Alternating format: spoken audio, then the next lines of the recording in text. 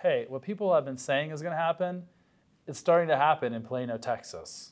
Well, sort of. It's Matt here, and this is your August 2021 market update for Plano, Texas.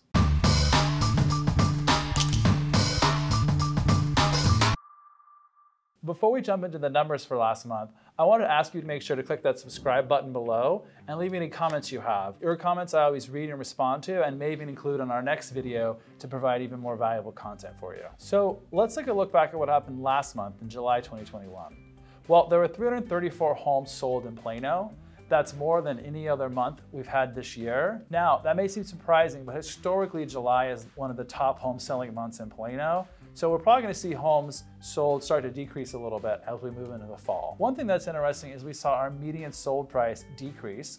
Median sold price last month was $450,000.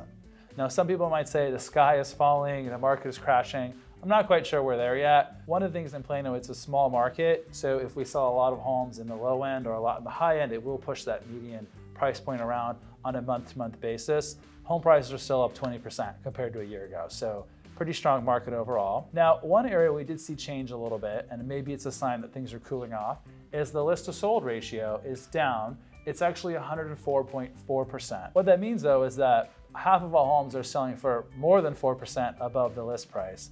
And I would tell you that 8 in 10 homes in Plano sell for the list price or above. So median price is down just a little bit. It's taking a little longer for homes to sell.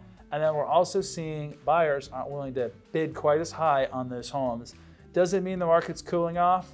Maybe. It's probably a little too soon to tell though also. But it's a kind of an early sign that maybe some of the frenzy is burned off and we might start to see ourselves return to a little more normal market. So let's talk about inventory, because inventory is really what's driving a lot of the metrics we just talked about. At the beginning of August, there were 207 single-family homes for sale.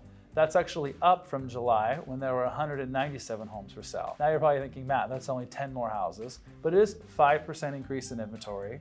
And we go back to June, the beginning of summer, that's up 40%. So we have a lot more homes for sale as we go into the month of August. I always like to take a look at how it compares by price point. We are seeing a little more inventory in the luxury price point, $1 million and above, but we're still very much a seller's market across all price points. And then we're still pretty low when you look at all the other mainstream price points in Plano. The question is, are we going to start to see more inventory across the board?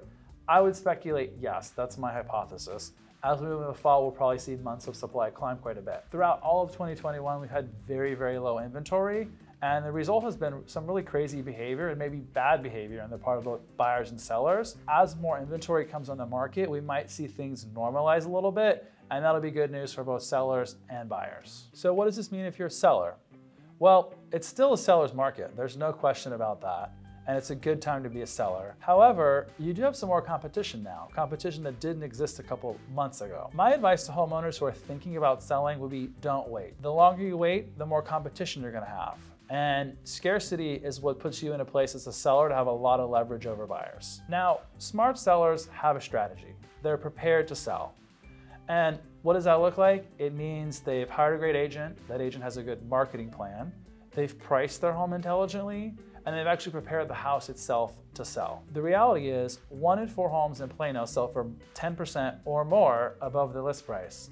And so if you want to be that seller who gets a lot of money for your house, who has all the terms they want, well, your house has to look great and it has to be ready to sell. So that would be my advice. Be strategic about selling right now. So if you're a buyer, hey, good news. You got a little more choices as a buyer, and maybe some of the crazy is burning off. But you still need to be competitive. You still need to think like an athlete and that mindset of winning and bringing that into each and every one of your offers. My recommendation to buyers is pretty consistent. 1, know exactly what you want. It's much easier to shop when you're clear on your must-haves and your wants. Secondly, I would say have your financing ready. The people who are being successful with their offers have really solid financing.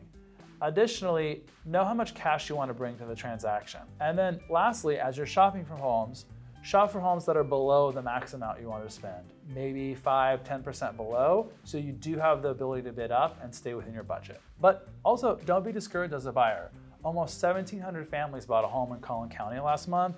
There's no reason that can't be you next month. So enjoy the journey, enjoy the process, and keep at it. I think you're gonna have a lot of options here, and I'm excited to see people get into their dream homes over the next couple months. So that wraps up your August 2021 market update for Plano, Texas.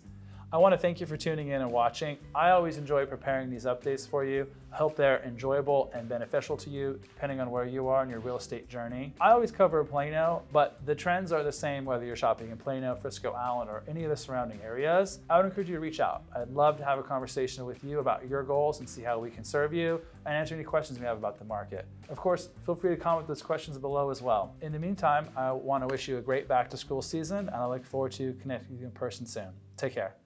Thanks for watching today's video. Make sure to like, comment, and subscribe below. As always, if you have any questions, feel free to reach out to us. And in the meantime, make sure to check out some of our other videos featured on our channel.